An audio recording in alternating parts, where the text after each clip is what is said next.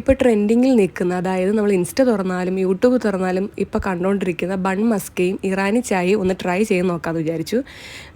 പുറത്ത് പോയി കഴിക്കണമെന്ന് ആദ്യം കരുതി, പിന്നെ വിചാരിച്ചു ലക്കി സ്കൂൾ വിട്ട് വരുമ്പോഴത്തേക്ക് അവൻ ഉണ്ടാക്കി കൊടുക്കാമെന്ന്. ആക്ച്വലി ഞങ്ങൾക്ക് ബണ്ണ് കിട്ടാൻ കുറച്ച് പാടായിരുന്നു. ബണ്ണ് ഒരു കടയിലും തിരക്കിയിട്ട് കിട്ടിയില്ല. പക്ഷേ നമ്മുടെ തൊട്ടടുത്തുള്ള കടയിലുണ്ടായിരുന്നു. അത് തിരക്കാതാണ് നമ്മൾ ദൂരെ തിരക്കിക്കൊണ്ടിരുന്നത്. അതുകൊണ്ട് മനസ്സിലാക്കണം, എന്താണ്, നമ്മുടെ അടുത്തുള്ള കാര്യങ്ങളെ കണ്ടിട്ട് വേണം ദൂരെയുള്ള കാഴ്ചകൾ കാണാൻ. അതുകൊണ്ട് തന്നെ നമുക്ക് ബണ്ണ് കിട്ടി. ബണ്ണ് അടുത്ത കടയിൽ നിന്ന് തന്നെ വാങ്ങിച്ചു. അങ്ങനെ നമ്മൾ ഉണ്ടാക്കിക്കൊണ്ടിരിക്കുകയാണത്.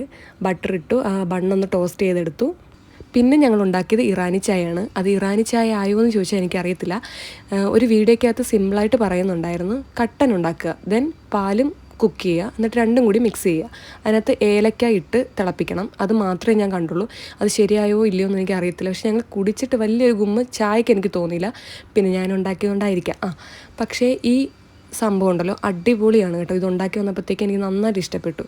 മധുരം ഇഷ്ടപ്പെടുന്ന എല്ലാവർക്കും ഇഷ്ടപ്പെടും. അടിപൊളി.